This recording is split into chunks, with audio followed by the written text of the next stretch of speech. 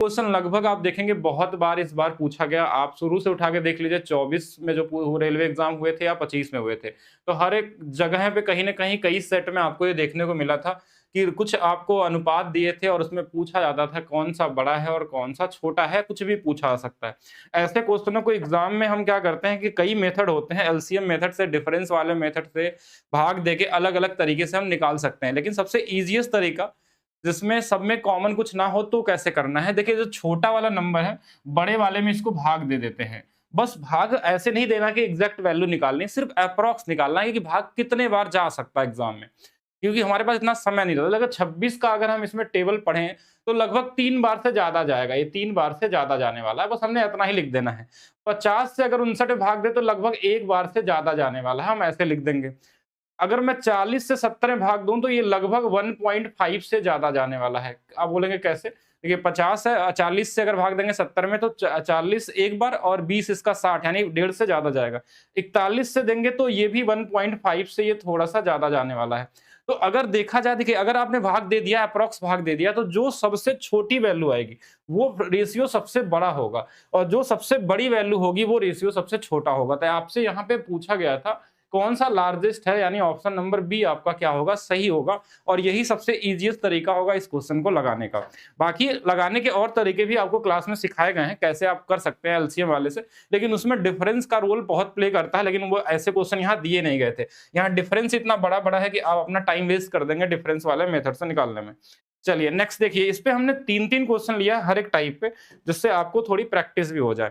चलिए इस क्वेश्चन को देखा जाए, अगर इस 26 से इसमें भाग दूंगा इस वाले में, बड़े वाले में, तो आप बोलेंगे 2 से ज्यादा बार भाग जा सकता है। 26 दूना 52, भाग नहीं देना, लगभग निकाल लेना है। 32 से 86 में देंगे तो ये भी हमारा लगभग अगर देखा जाए तो 2.5 से ज्यादा होगा, या फिर आप 2 से ज्यादा ही मान लीजिए, ठीक है कि 2 से तो ज्यादा ही जाने वाला। 32 दूना 64 ज्यादा जाएगा, 3 बार से और 2.5 के बीच में जाएगा अप्रोक्स। इसमें भाग देंगे तो देखिए ये 1 से ज्यादा जाएगा। कैसे? आपको दिख रहा होगा 33 से एक बार और बहुत करेंगे तो 1.5 के आसपास जाने वाला है। 37 से भाग देंगे, ये भी 2 से ज्यादा जाएगा। अगर बहुत नजदीक आ जाए तब थोड़ा एग्जैक्ट भाग देंगे। तो इसमें सबसे छोटा कौन सा? वही आपका सबसे बड़ा वाला क्या होगा, फ्रैक्शन होने वाला है या रेशियो होने वाला है। ये कॉमन तरीके से आपको एग्जाम में ज्यादा से ज्यादा 10 सेकंड सफिशिएंट टाइम होगा ऐसे क्वेश्चनों को लगाने के लिए। एक बार और देखा जाए, इस क्वेश्चन में हमसे पूछा गया सबसे बड़ा कौन होगा। तो देखिए ये भी हम अगर भाग दे तो 34 से अगर भाग दे देंगे तो लगभग 1 एक बार, और लगभग अगर देखा जाए तो 1.5 बार तक जा सकता है और ये अप्रॉक्स 1.5। 27 से भाग देंगे तो लगभग अगर ये 3 बार जा सकता है, या फिर हम 2.5 से ज्यादा बोल सकते हैं या 2 से भी ज्यादा बोल सकते हैं। 31 से भाग देंगे तो ये भी हमारा क्या होगा कि 2 से ज्यादा ही जाने वाला है। 38 से भाग देंगे, ये भी 2 से ज्यादा बार जाने वाला है, यानी सबसे बड़ा कौन सा होगा, ये वाला आंसर जिसमें सबसे छोटा वैल्यू आए हमारे पास। ऐसा हम इसलिए करते हैं कि ऊपर वाली वैल्यू को हम 1 बना लेते हैं और उसके हिसाब से हम देखते हैं कि जिसका डिनोमिनेटर सबसे छोटा होगा वो सबसे बड़ी वैल्यू देगा और जिसका सबसे बड़ा होगा वो सबसे छोटी वैल्यू देगा। तो ये कॉमन 3 क्वेश्चन देख लिए। अगर ऐसा क्वेश्चन अगर आपको रिपीट करता है तो आप इसी तरीके से एग्जाम में लगाएंगे, जो सबसे आगे आपको बना सकता है। नेक्स्ट क्वेश्चन अगर देखा जाए तो एक टाइप का ये क्वेश्चन रेशियो और एलसीएम का मिक्स क्वेश्चन आपके एग्जाम में पूछा जा रहा है बार बार, और ये सबसे इजी क्वेश्चन में काउंट होता है एग्जाम में स्पेशली लगाने के लिए। आप प्रैक्टिस करके आप थ्योरी से कैसे लगाते हैं वो एक अलग चीज है, वो हम डिस्कस यहाँ नहीं करते हैं, वो आपको थ्योरी क्लास में पढ़ाया जाता है। अगर मैं ऐसे बात करूं इस क्वेश्चन में, एक बार मैं थोड़ा सा समझाऊंगा, उसके बाद आप इस क्वेश्चन को एक एक सेकंड में लगा सकते हैं। कि दो संख्याओं का अनुपात दिया रहता है, उनका एलसीएम और एचसीएफ का गुणनफल दिया हुआ है, यानी कि एलसीएम इंटू एचसीएफ का गुणनफल ये क्वेश्चन में दिया जाता है। और आपसे हमेशा इस क्वेश्चन में क्या पूछता है, ये पहले भी आ चुके हैं, 2022 वाले में पूछे गए हैं कि एलसीएम और एचसीएफ के व्युत्क्रमों का योग यानी कि 1/L + 1/H के बारे में पूछा जाता है। सिर्फ समझने के लिए एक बार इसको सॉल्व करेंगे तो L + H में L इंटू में H आएगा, जिसकी नीचे वाली वैल्यू ये क्वेश्चन में ऑलरेडी दिया रहता है। हमेशा आपको ऊपर वाली वैल्यू हमको सॉल्व करनी होती है इस क्वेश्चन के इस रेशियो के हिसाब से। कि हम बेसिक तरीका भी मैं यहाँ बता देता हूँ कि नॉर्मली हम एक नंबर मान ले 5x है, एक 3x है, इनका गुणनफल 135 आएगा, यहाँ से हम इसकी वैल्यू निकालेंगे, फिर सॉल्व करेंगे, वो अलग चीज है। ठीक है कि दोनों नंबर का गुणनफल एलसीएम एचसीएफ गुणनफल के बराबर होता है, वो तो ठीक है, जैसे भी करते हैं वो अलग चीज हो गया। लेकिन हमको क्या होता है एग्जाम में, हमको ज्यादा से ज्यादा 10 सेकंड के अंदर आंसर सोचना होता है क्या आने वाला है, तभी आप दूसरे से आगे निकल पाएंगे। तो यहाँ पे हमारे पास क्या दिखा कि नीचे में एलसीएम एचसीएफ की वैल्यू 135 आ गई, यानी कि जब भी ये फ्रैक्शन में आएगा ये 135 ही या तो होगा इसके अंदर, या फिर नीचे में फ्रैक्शन में क्या होगा, उसी का कोई फैक्टर होगा, कटने के बाद भी आएगा तो इस 135 में देखा जाए तो ये 45 आ सकता है, कभी भी 73, 61 और 85 तो आने का कोई सवाल ही नहीं उठता, क्योंकि 17 आ ही नहीं सकता नीचे। यानी ये तीनों ऑप्शन आपके गलत होंगे और ये वाला आंसर क्या होगा, आपका सही होगा। हमेशा आपको क्या देखना है, देखिए मैं बता रहा हूं आपको दूसरे क्वेश्चन से, कि आप बस देखिए कि इनका गुणनफल क्या दिया है। देखिए यही नीचे में आने वाला है, हमने देखा 102 यहां दिखा, 102 में अगर कोई नंबर कटता भी तो हो सकता है कि नीचे में 17 आ सकता है, 6 आ सकता है, 2 आ सकता है, लेकिन ये कभी भी 132, 109, 105 नहीं बन सकते हैं। तो यहाँ पे आंसर ये वाला होगा। यानी ये क्वेश्चन मैक्सिमम 2-3 सेकंड वाला है। अगर इस टाइप को समझ लिए तो कहीं ना कहीं एग्जाम में अगर दोबारा आता है तो आप देख के आंसर निकाल देंगे। जैसे इस क्वेश्चन में नीचे में क्या दिया है, इनका गुणनफल 119, तो 119 या तो यही मिल जाए या तो इसी का कोई फैक्टर मिल जाए, जो ये सब पॉसिबल है नहीं। तो या तो वो सेम नंबर होगा या तो उसी से मिलता जुलता उसके उसी के फैक्टर मिलने वाले हैं। तो यहाँ पे जो आंसर होगा वो बी वाला होगा। अब इसको लगाने के लिए हमको उम्मीद है 4-5 सेकंड आपके लिए सफिशियंट टाइम होंगे। फिर हम बात करते हैं एक तीसरा टाइप पे, जो एलसीएम और रेशियो से मिक्स वाले क्वेश्चन पूछे गए थे। कि इस बार सबसे ज्यादा क्वेश्चन आया था ये वाला, लगभग हर सेट में देखने को मिल जाएंगे आपको कि 3 संख्याओं का अनुपात दिया हो, कहीं क्वेश्चन में 2 संख्याओं का भी अनुपात दिया था, उनका एलसीएम दिया रहता और एचसीएफ पूछा आता। अगर बेसिक तरीका की बात करें तो हम मान लेते कि इसके साथ एक्स मान लिए, इन तीनों का हम एलसीएम निकालते थे कि 9 गुणे 7। देखिए इसमें कुछ कॉमन नहीं है तो हम क्या कर रहे हैं, इनका सिर्फ गुणा कर लेते हैं। 9 गुणे 7 63 एक्स, यही हमारा एलसीएम होगा, जो किसके बराबर होगा 6930। बाकी काट के हम जो एक्स निकालते हैं वो एक्स ही हमारा एचसीएफ होता है।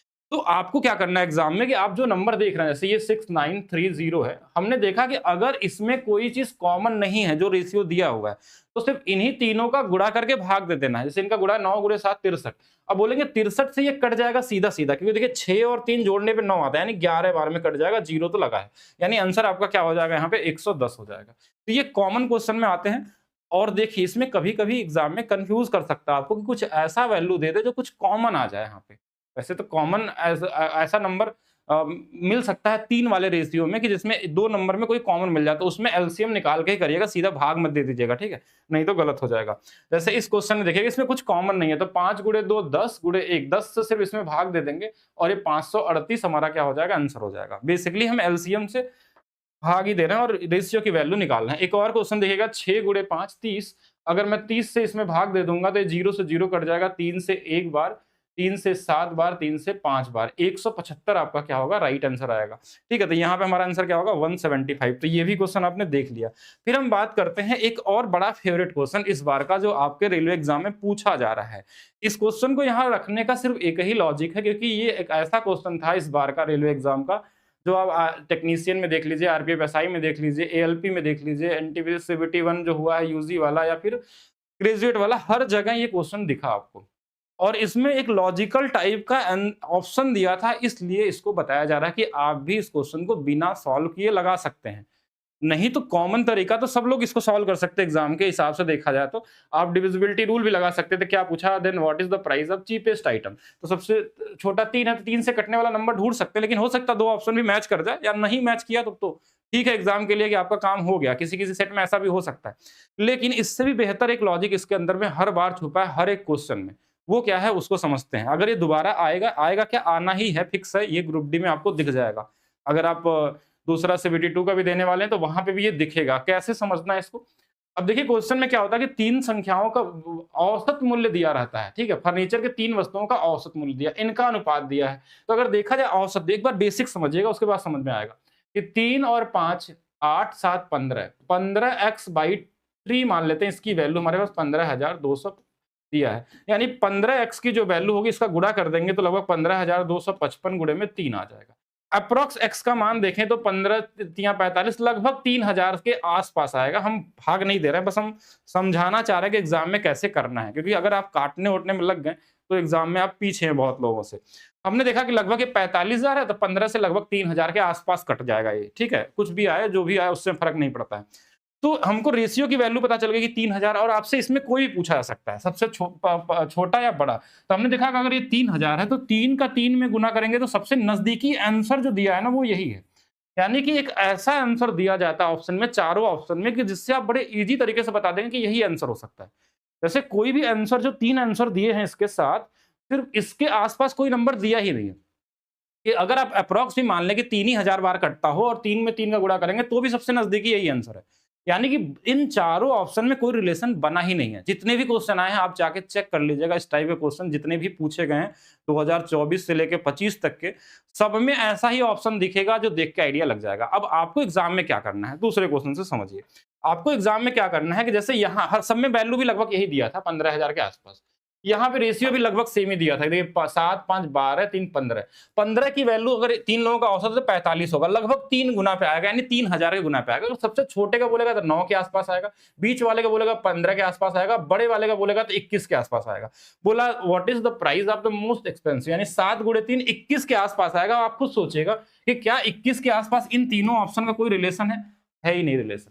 7 की डिविजिबिलिटी भी चेक कर सकते थे, लेकिन यहाँ 2 ऑप्शन कट रहा था। लेकिन आप खुद से सोचिएगा कि ऐसा ऑप्शन देने का क्या मतलब, या तो ये एग्जामिनर की गलती है, या तो वो चाहते हैं कि आप इसको देखिए इस तरीके से और सारे क्वेश्चन में दिया। अगर हो सकता है किसी एक क्वेश्चन में ऐसा होता तो हम मानते हैं कि हाँ हो सकता है कि एक ऑप्शन में गलती से ऐसा ऑप्शन दिया गया, लेकिन आप सभी क्वेश्चनों को चेक करेंगे, जितने भी आए कम से कम 20 से ज्यादा क्वेश्चन आपको दिख जाएंगे। अब जैसे इस क्वेश्चन में वही 15 के आसपास आंसर है, अनुपात भी 3, 5, 7 दिया हुआ है, तो अब आपको आइडिया लग गया होगा कि क्या पूछा गया आपसे। सबसे महंगी 7 गुणे 3 21 के आसपास वाला आंसर आएगा, बस हो गया आंसर आपका, यानी कि 2-3 सेकंड में आंसर लग जाएगा। और ऐसा नहीं कि आप बस 7 का 3 ही गुना करेंगे। हमने यहाँ देखा कि ये 15 यूनिट की वैल्यू लगभग 45 के बाद है, 3 गुना हो सकता है, कहीं 15 यूनिट की वैल्यू 60,000 के आसपास है, 4 गुना पे हो तो 4 गुना पे आंसर आ जाएगा। और ऑप्शन इस तरीके से दिया रहेगा तो आप एलिमिनेट कर सकते हैं। तो इस टाइप को भी ध्यान रखिएगा, क्योंकि ये रेलवे का हमको जब 24 में आया था तो हमको लगा कि हो सकता है सभी सेट में गलती हुई होगी, लेकिन फिर से 25 में रिपीट हुआ। आप देख पा रहे हैं कि 2025 में भी आया था ये। तो ये बनाने का पैटर्न ही यही है इनका। एक और टाइप पे बात करते हैं, बड़ा इंपॉर्टेंट टाइप है, और इसको लगाने के लिए आप क्रिस क्रॉस प्रोडक्ट मेथड भी लगा सकते हैं, क्रॉस प्रोडक्ट मेथड, या फिर बेसिक रेशियो बना के स्टूडेंट लगाते हैं। लेकिन आप एग्जाम में इन सबसे थोड़ा सा बेहतर सोचना पड़ेगा। अगर ऑप्शन उस तरीके से अवेलेबल है तो आप जरूर ट्राई करेंगे, क्योंकि इसमें कैलकुलेशन ज्यादा होगा और टाइम अपना एग्जाम में वेस्ट कर सकते हैं। क्वेश्चन के टाइप देखिए बहुत पुराना टाइप है, यानी कई सालों से पूछे जा रहे हैं। 10 साल भी अगर प्रीवियस ईयर देखेंगे किसी भी एग्जाम का, तो हर जगह ये क्वेश्चन आपको दिख जाएगा। सीमा और दर्शन की आयु का अनुपात दिया है, आयु नहीं आय का अनुपात दिया है। वे इतने और इतने रुपए की बचत करते हैं, और साथ में उनके व्यय का अनुपात भी दिया हुआ है। सीमा और दर्शन का कुल व्यय ज्ञात कीजिए। हमको व्यय के बारे में पूछा गया, थोड़ा सा अगर बेसिक से भी लगाते हैं तो कैलकुलेटिव और टाइम टेकन होता है। लेकिन अगर आपसे बोला गया है कि इन दोनों का व्यय निकालना है, तो एक बार जरूर एग्जाम में ये ट्राई करिए कि इन दोनों के व्यय का जो अनुपात है इनको जोड़ लेते हैं। तो 9, 2, 11 और 1 और 1, 2, 1, 3, 31 होगा। यानी कि 31 से कटने वाला ऑप्शन इसमें जो होगा, अगर डिविजिबिलिटी रूल आपने पढ़ाई है और नंबर सिस्टम की वीडियो डाल दी गई है, तो ये 30 के पास है, तो आप बोलेंगे 30 से ये 1 कम है। यानी कि इसकी डिविजिबिलिटी रूल क्या होती है कि जो भी नंबर होता है उसमें हम क्या करते हैं कि लास्ट वाले डिजिट में 3 से गुणा करके पीछे वाले में घटा लेते हैं। ये आपको बताया गया था एकाधिकेन रूल के हिसाब से। तो जैसे पहला ऑप्शन दिया कि 4180, हमने इतना ही ले लिया, 4 डिजिट, 0 छोड़ देते हैं लास्ट में। तो इस वाले में 3 से अगर गुणा करेंगे तो 0 ही रहेगा, इसमें कुछ घटेगा क्या, 0 घटेगा, तो 418 हो जाएगा। यानी फिर से इसमें गुणा करना है। 8 में 3 से गुणा करेंगे 24, इसको घटा देंगे, ये नहीं कटने वाला। जैसे दूसरा नंबर देखिएगा 41, जो आंसर आपका यहाँ पे दिया गया है, कि अगर मैं इसमें हम गुणा कर दें 5 से, 3 से गुणा कर दें तो 15, 15 इसमें घटा लेंगे तो ये 403 आ जाएगा। फिर इस 3 में गुणा करेंगे 3 से तो क्या होगा, 9, 9 घटा देंगे तो 31 आ जाएगा, जो 31 से कटने वाला नंबर है। यानी ये दूसरा वाला ऑप्शन आपका क्या है, सही हो जाएगा। तो अगर आपको डिविजिबिलिटी रूल पता है तो आप बड़े इजी तरीके से लगा सकते हैं, लेकिन आपको ऐसे केस में चारों ऑप्शन चेक करने होंगे। अब बात आती है कैसे आपको बेसिक लगाना, वो भी मैं बता देता हूं कि अगर जिनको ये डिविजिबिलिटी रूल काम नहीं करता तो अनुपात लिखते हैं। जैसे आय का अनुपात 2-3 है, ये हमारे पास 12 और 19 है, और हमारे पास ये 15,000 था और ये वाला 9,000 था। हम इन दोनों का क्रिस क्रॉस गुणा करते हैं, 19 दूना 38, 12 तिया 36, 2 यूनिट। 2 यूनिट की जो वैल्यू देखिए, 12 9 108, 15 गुणे 19, तो 15 दूना 30 और 2 85, 2 85, और हमारे पास क्या आ जाएगा इसमें 108।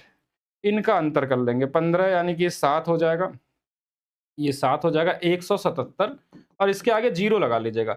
अब ये 1 यूनिट की वैल्यू यहाँ से हम निकाल लेंगे। अब 1 यूनिट निकलेगा तो 2 यूनिट निकल जाए। अच्छा, 2 यूनिट की वैल्यू तो यही है हमारे पास, 17700, 17,000, और 3 की वैल्यू निकालेंगे। फिर इसमें ये 15,000 घटाएंगे, 17,500 में 15,000, तो इसकी वैल्यू आएगी। इसके में इसको घटाएंगे, तो ये एक प्रोसेस है, थोड़ा सा लंबा है, लेकिन लगा सकते हैं इस तरीके से। ये तो ऑलरेडी आपको कई बार बता दिया गया होगा, आप किसी भी क्लास में पढ़े होंगे। तो चलिए नेक्स्ट देखते हैं हम लोग। एक सेम क्वेश्चन और था, इस पे भी क्वेश्चन पूछे गए आपके एग्जाम में, कम है लेकिन आए हैं एग्जाम में। तो यहाँ पे भी वही सेम ही चीज पूछा गया है, सीमा दर्शन के कुल व्यय। इन दोनों को अगर जोड़ेंगे हम, देखिए जोड़ेंगे इनको 16 और 17 को, तो आप देखिए हमारे पास 7 और 6 13 और 2 1 3 13 यानी कि 33 आ गया। 33 में 11 आता है और 3 आता है। तो 11 से भी कटने वाला नंबर और 3 से भी कटने वाला नंबर। तो 11 वाला बड़ा ईज़ी है। ये तो ऐसे नहीं कट रहा है। इनको देखिएगा 5 और 4 9, 8 1 9, 9 माइनस 9 ये कट जाएगा 0 यानी कि 11 से कट रहा है। ये कटेगा नहीं, ये कटेगा नहीं। ऑप्शन नंबर बी आपका यहाँ पे क्या होगा? राइट आंसर होगा। अगर 2 ऑप्शन होते तो फिर हम और भी चीज़ें चेक कर सकते थे। ये 3 से चेक कर लेते, 3 से ये वाला नहीं कट रहा, 3 से ये वाला नहीं कट रहा है, ये दोनों कट रहे थे, तो आप चेक करके एलिमिनेट कर सकते हैं कौन सा सही होगा, कौन सा गलत होने वाला है। नेक्स्ट एक और टाइप नंबर 6 पे बात करिए। देखिए ये क्वेश्चन ये भी इस बार पूछे गए थे, ज्यादा नहीं लेकिन एग्जाम में आए थे। इसको कंपाउंड रेशियो क्वेश्चन बोला जाता है। ये क्वेश्चन में जैसे दिया है क्या कि इन bag containing red green pink token the ratio of red and green, यानी रेड और ग्रीन का अनुपात हमारे पास दिया हुआ है। और फिर क्वेश्चन में दिया गया है कि while ratio of pink and red, pink और रेड का भी अनुपात दिया हुआ है, बस इनका गुणा कर देना। जैसे इनका रेशियो कितना था? 7/20 था और इनका रेशियो क्या था? 15/12 था। ये जब भी क्वेश्चन बहुत पहले से कई बार, ये मतलब प्रीवियस ईयर क्वेश्चन है, ग्रुप डी 2022 में बहुत सारे क्वेश्चन इससे पूछे गए थे, इसलिए रिपीट भी किया गया था। एक तरीके से देखेंगे तो प्रीवियस ईयर। देखिए इसमें रेड रेड कट जाएगा, तो आपसे जरूर इसमें किसके बारे में, यहाँ पे दूसरा वाला क्या था हमारे पास रेशियो, पिंक एंड रेड था, तो ये वाला पिंक कर लीजिए, ठीक है। तो पिंक एंड हमारे पास ये नीचे ग्रीन बचेगा यहाँ पे, और इनमें कट जाए जैसे 5 से 4 बार, 5 से 3 बार, 3 से 4 बार, तो ऊपर में 7 नीचे में 16, 7-16 वाला रेशियो जो होगा वही हमारा आंसर होगा। हो सकता है क्वेश्चन में उल्टा पूछा गया होगा, ग्रीन पहले और पिंक इसमें। What is the ratio of green and pink? तो बस इन ऐसा क्वेश्चन देखे तो सिर्फ मल्टीप्लाई कर लेना है। जैसे और भी क्वेश्चन देखिएगा, कंपाउंड रेशियो जिनको हम लोग बोलते हैं। ये कहाँ चला गया?